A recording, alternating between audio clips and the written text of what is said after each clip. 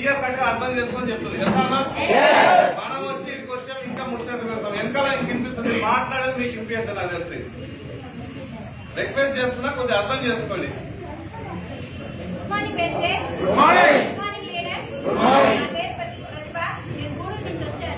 నేను ప్రైవేట్ హాస్పిటల్లో వర్క్ చేస్తున్నాను. రెసిడెంట్ లో కొంచెం ప్రొడక్ట్ వాడుతున్నప్పుడు 370 రూపాయలు నా ఫస్ట్